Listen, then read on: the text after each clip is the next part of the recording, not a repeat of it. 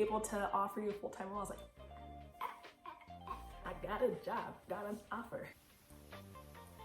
Hi guys, this is how I got into tech. Hey guys, welcome back to my channel. Today's video is about how I got into tech. Disclaimer, this is not a how to get into tech or how to get a job. This is more of a story time of how I got into tech and then just the steps I took and like what happened and the outcome. So my story starts June 2018. That is the month that I graduated from UC Santa Barbara. And I moved back to my parents' house after graduating, trying to figure out like what I'm gonna do, what's my next steps, like start applying for jobs or like what's gonna happen. And I think I spent like a couple weeks like trying to regroup and figure out like what can I apply to with my major. So I'm applying on Indeed, LinkedIn. It was very hands-off in that sense. Like you just kind of hope and wait you get something. There's no like cover letter. There's no like introduction. There's no email to like contact like, hey, I submitted my thing. I haven't heard back from you. So it was very much like outbound, outlocked, like this a waiting game kind of thing.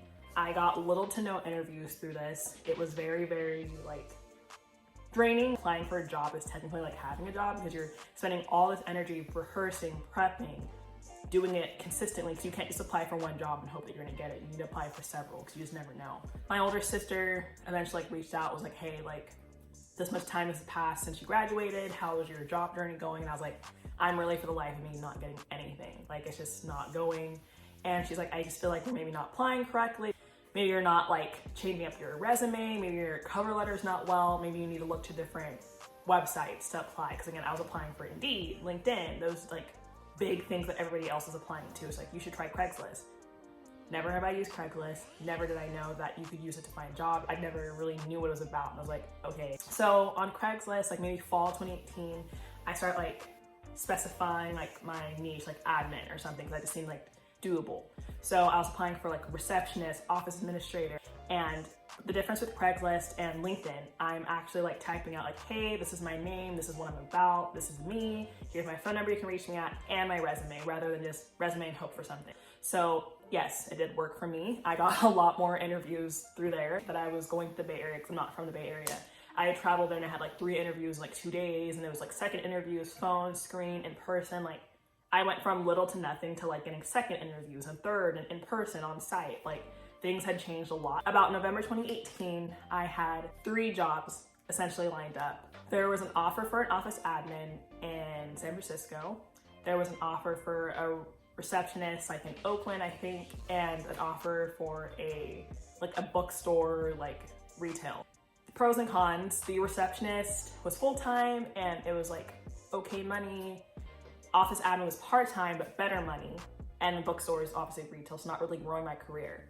I kind of took like the mixture of it. I took the bookstore and the office admin. One, because the office admin was in San Francisco, it could have potential to grow, higher paying, and receptionist, I feel like it's really hard to move out of the receptionist world and just try and like find different jobs and growing from that. In January 2019, I started as the office admin and at the bookstore. I was really tired. I was working 7 days a week.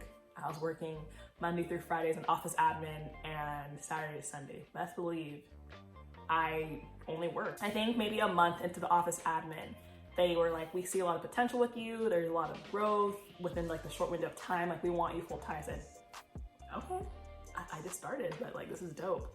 And I left my bookstore job for this office admin because like I stated, I could already see that there was a lot more potential in this role. 2-3 weeks in, work started to dwindle down. I started having less things to do. I'm running out of work, so I was like, this is a bad sign. And then one of my 2 bosses was like, hey, project that you were supposed to oversee has been halted for the time being. I know you have that other job. Is there a way you can go back to that? I left my other job for this job, so that doesn't, no. It wasn't what I wanted, per se. Again, I moved to the Bay for this job just to end up having like part-time, full-time, part-time, like, And then I started to look for part-time jobs, and I was interviewing, and eventually I was applying so much. I don't remember what I was looking for, what was being offered to me. There was just so many. And I think after all that, I was lagging on my real job. And again, I ran out of work. I was putting my energy into applying for jobs that my office admin was like slipping through the cracks. And eventually they're like, hey, it's not working out. We're really sorry because we did promise you a full-time role, but it's just not like, this is not working. And I was like, you know what? I agree.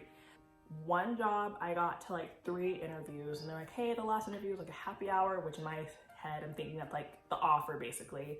And then my second like close thing was Apple Retail. I was 2-3 interviews in for there as well. So a lot of these jobs have several interviews. And the job I currently have now, I don't remember how I applied. I don't remember if it was Craigslist. I don't know what I don't remember anything, but it was through a staffing agency. Staffing agencies are very big in the Bay Area or San Francisco. It's just, I didn't know about it until I moved here.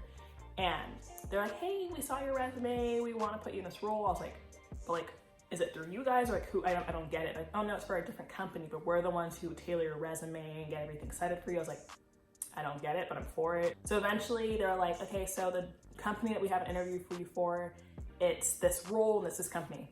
Never heard of the company, don't know what the role is, but I was like, hey, I need a job, I need coins right now, so let's go for it. So then like March, April 2019, I interviewed for that company and I was like, I think it went well. And again, I'm with Apple Retail and this other company and this third one. And I think I had left my 3rd Apple Retail interview, walk outside, and I got a call like, hey, you got the job. I was like, I got a job, got an offer. It was just very like, so I started this current job and it's as a contractor. It wasn't until I was in this role that I knew what a contractor was and like knew the differences between full-time employee and contractor.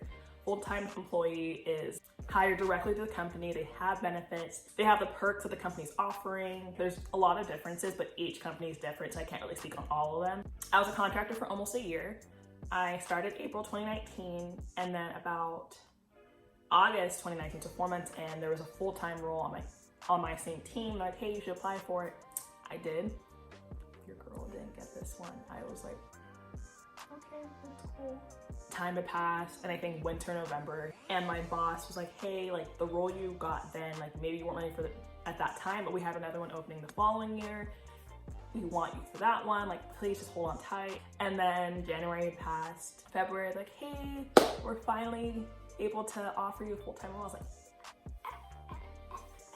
I'm full-time. It was just super exciting, and it just kind of made me feel like, wow, like it paid off. That's the job I'm at now. We are in August, so I've been in my full-time role from February to August of 6 months, but at the whole company in general, I've been there from April 2019 to August. So that's a year and 4 months, so 16 months.